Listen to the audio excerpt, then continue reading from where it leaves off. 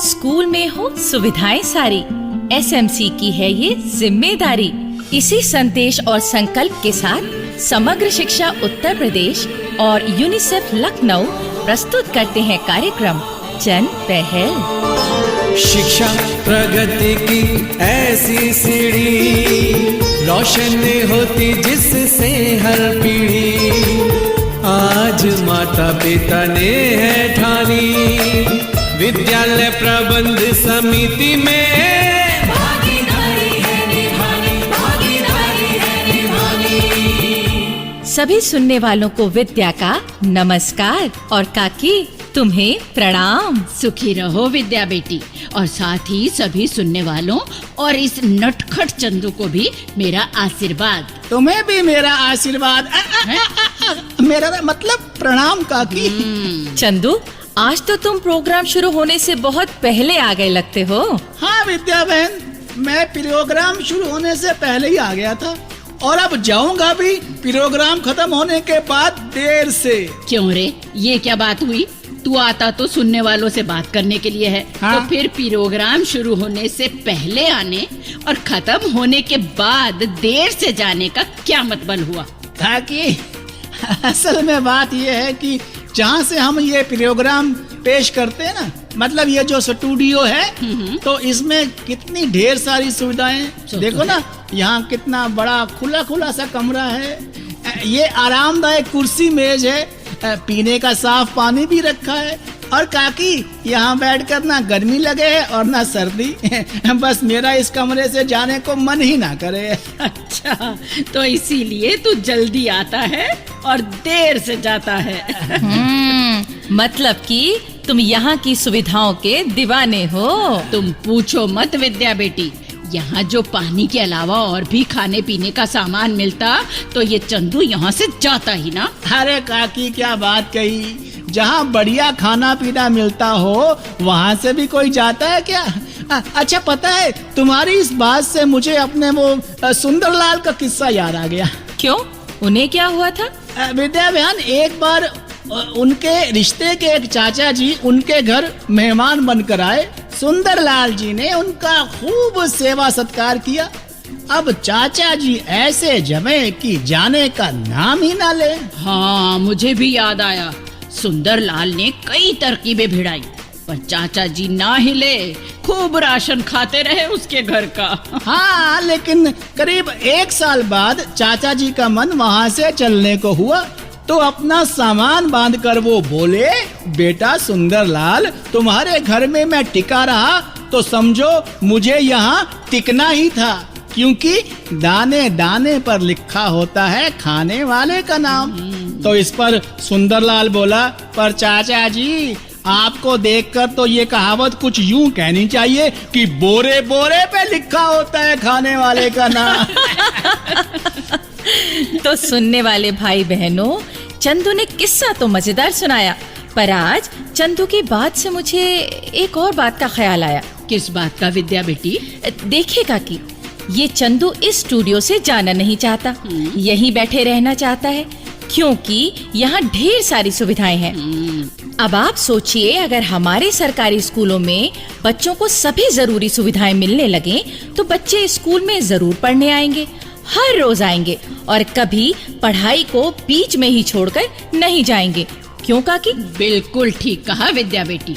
अब जैसे स्कूल में मिलने वाला दोपहर का मुफ्त भोजन है, तो इससे बच्चों को पौष्टिक खाना तो मिलता ही है, साथ ही ये भी पता चला है कि इस कारण से स्कूल में बच्चों की हाजिरी भी बढ़ी है। हाँ काकी, और इसीलिए स्कूल की जो विद्यालय प्रबंध कमेटी है ना, मेरा मतलब एसएमसी है, तो उसके सदस्यों को ये ख्याल रखना चाहिए कि बच्चों को स्कूल में सभी सुविधाएं मिलें, ताकि उनका मन पढ़ाई में लगा रहे। क्यों रे चंदू? हाँ, भले ही तेरा स्कूल से नाता बड़ा ही कम रहा है, पर तू ये बता ही सकता है कि स्कूल में क्या क्या सुविधाएं होनी चाहिए। चल बता सुनने वालों को। काकी, तुम हर बात में मेरी मास्टरनी क्यों बन जाती हो? हैं?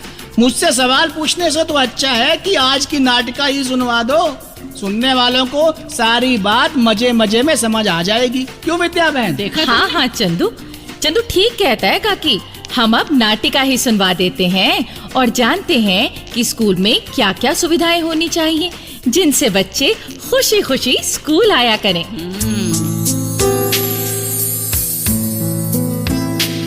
अरे धर्म भैया उठना नहीं है क्या? बहना सोने देना, रात देर में तो तेरे घर पहुंच जाऊं। अरे कितना सोगे तुम? देखो तुम्हारे जीजा जी तो काम पर भी चले गए। हाँ तो वो तो जल्दी चले जाते हैं ना। अच्छा तुम तब तक राधा को मान मनोहर करके स्कूल भेजो, तब तक मैं जागता हूं।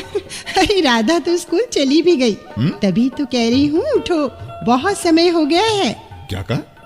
राधा स्कूल चली भी गई? बिना शोर मचाए चुपचाप चली गई? भाई हमें तो आवाज भी नहीं आई उसकी। वो और उसकी सब सहेलियां खुशी खुशी स्कूल जाती हैं, फिर शोर काहे को मचाएंगी वो? हाँ भाई कमाल है। हमारे टाइम में तो बच्चे स्कूल जाने पर आसमान सर पर उठा लेते थे, स्कूल ना जाने की जिद पर अड़े रहते थे। अरे भैया, जब स्कूल में बच्चों का मन लगे है तो फिर वो ना जाने की जिद क्यों करें? हाँ लगता है जमाना बदल गया है।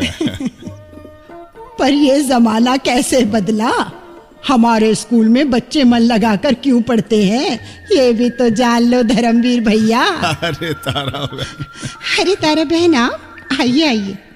राम राम करता हूँ तारा बहन। राम राम, कैसे हो? बस ठीक हूँ बहन।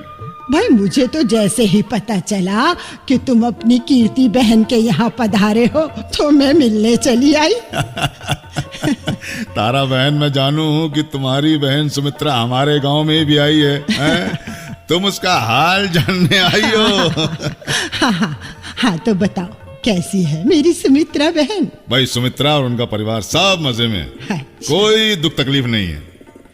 अच्छा अब मैं उठ ही लेता हूँ, लगे समय तो बहुत हो गया।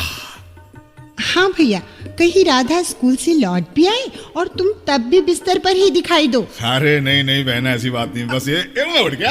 अरे हाँ कीर्ति, अभी राधा के स्कूल जाने की कुछ बात हो रही थी ना? हाँ तारा बहन, आप तो स्कूल की एसएमसी की मेंबर हो ना? आप ही भैया को बताओ कि आजकल हमारे बच्चे खुशी खुशी स्कूल क्यों जाते हैं। ये तो इसी बात पर हैरान हो रहे हैं। अरे भैया, बच्चे खुशी खुशी स्कूल पढ़ने जाते हैं क्योंकि उन्हें पढ़ाई लिखाई की और बाकी सभी सुविधाएं मिलती हैं, और हम एसएमसी वाले तो इस बात का खास ख्याल रखते हैं कि बच्चों को सभी सुविधाएं मिले और वो सुविधाएं इस हालत में रहे कि बच्चे उनका उपयोग कर सके। हाँ, एसएमसी बनने के बाद तो स्कूल बहुत बढ़िया हो गया है। और क्यों नहीं, हम तो स्कूल की वार्षिक विकास योजनाओं में ऐसी सब सुविधाएं देने की बात करते हैं। हाँ पर भाई बच्चों के लिए तो बहुत सारी सुविधाएं होनी चाहिए स्कूल में। हाँ तो क्या हुआ, सभी सुविधाएं उन्हें मिलनी चाहिए। अब जैसे दोपहर को मिलने वाले मुफ्त खाने की सुविधा है, ये स्कूल में दी जाने वाली बहुत ही खास सुविधा है। हाँ जी, ये भोजन तो बच्चों की सेहत और बुद्धि के विकास के लिए बहुत ही जरूरी है। हाँ, और एसएमसी इस बात का ध्यान रखती है कि सब बच्चों को पूरा भोजन मिले, हर दिन अलग अलग पौष्टिक भोजन मिले, भोजन ताजा हो और साथ में स्वादिष्ट भी हो। क्यों? और तारा बहन, स्कूल में शौचालय भी तो बन गए हैं, साफ सुथरे। क्या? स्कूल में शौचालय भी बन गए हैं? अरे हाँ भैया, ये एक बड़ी सुविधा है। स्वच्छता तो बच्चों के लिए सेहत का वरदान है, और हमने तो लड़कियों के लिए अलग शौचालय बनवाए हैं, क्योंकि कई बार सुनने को मिलता था कि अलग शौचालय न होने के कारण कई लड़कियों ने स्कूल छोड़ दिया। हाँ, ये बात तो सुनने में आती थी। और भैया, अपनी राधा ने तो स्कूल की देखा देखी अपने बापू से कहकर घर में भी स्वच्छ शौचालय बनवा दिया है। उधर देखो, वो रहा हमारा शौचालय। अच्छा, तो ये तुम्हारा नया शौचालय है। भाई सच में राधा पढ़ लिख कर सयानी होती जा रही है। और भैया, स्कूल में बच्चों के लिए पक्के कमरे हमने बनवाए हैं, ताकि ना तो बारिश में और ना ही सर्दी आदि के मौसम में बच्चों को पढ़ने लिखने में तकलीफ हो।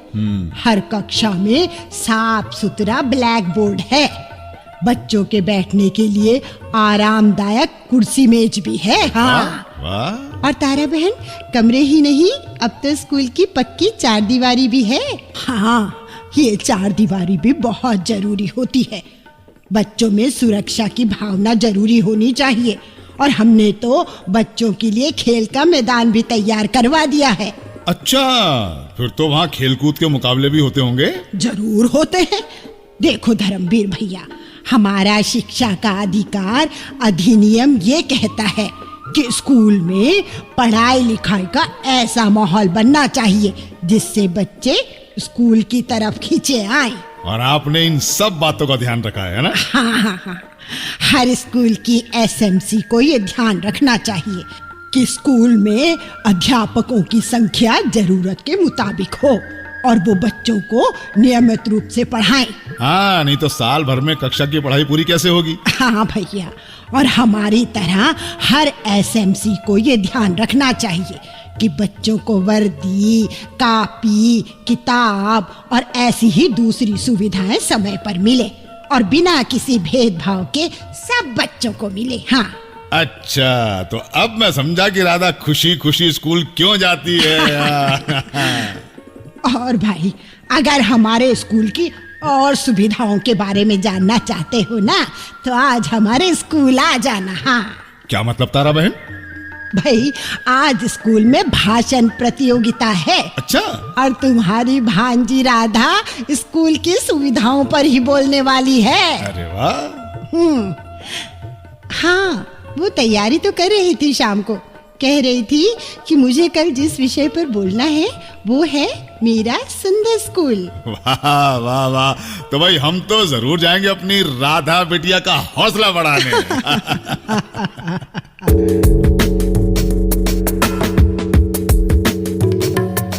तो ये थी स्कूल की सुविधाओं पर आधारित हमारी आज की नाटिका। तो काकी, अब एक संदेश सुन ले। नहीं बेटी, पहले एक लोकगीत सुन लेते हैं। और इस लोकगीत में दिल्ली का पढ़ा लिखा एक नौजवान जब अपने गांव पहुंचता है तो उसकी जीप की टक्कर एक लड़की से हो जाती है, और फिर आगे क्या होता है ये सुनिए इस लोकगीत में। हट जारी चोरी तू पीछे हट जारी चोरी हो, हट जारी चोरी तू पीछे हट जारी चोरी। ओ मेरी ओ मेरी ओ मेरी जीप मार दे टक्कर पीछे हट जारी चोरी, मेरी जीप मार दे टक्कर पीछे हट जारी चोरी। ओ हट जारी चोरी तू पीछे हट जारी चोरी, ओ हट जारी चोरी तू पीछे हट जारी चोरी। ओ मेरी जीप मार दे टक्कर पीछे हट जारी चोरी, मेरी जीप मार दे टक्कर। और अब बारी है इस संदेश की। मैं जिला मेरठ के कासिमपुर की रहने वाली हूँ। मेरा नाम रमावती है। हमारे यहाँ जो 8वीं तक का सरकारी स्कूल है उसमें हमारे परिवार के बालक भी पढ़ने जावे हैं। उनसे पूछो तो बताते हैं कि स्कूल में कोई दिक्कत ना है, पढ़ाई भी ढंग से कराई जावे है, सफाई सुथराई का भी ध्यान रखा जावे है, खेल कूद का भी सामान है। अब ऐसा है ना जी, ये सब बातें स्कूल में होवे तो बालका का मन पढ़ाई में लगा रहेगा। वो रोज़ स्कूल जावेंगे और अपनी पढ़ाई भी पूरी करेंगे। भाइयों बहनों, अगर आप अपनी बात हम तक पहुंचाना चाहते हैं या विद्यालय प्रबंध समिति के बारे में कोई जानकारी चाहते हैं या कार्यक्रम के बारे में कोई सुझाव देना चाहते हैं तो इस पते पर लिखें। हमारा पता है समग्र शिक्षा उत्तर प्रदेश, सर्व शिक्षा अभियान ऑफिस, विद्या भवन, प्रथम तल, फर्स्ट फ्लोर, निशांतगंज, लखनऊ 226007। तो अब जन पहल के अगले कार्यक्रम तक विद्या और अपनी काकी और अपने चंदू को आज्ञा दीजिए। जय हिंद। शिक्षा प्रगति की ऐसी सीढ़ी, रोशन होती जिससे हर पीढ़ी। आज माता पिता ने है ठानी, विद्यालय प्रबंध समिति में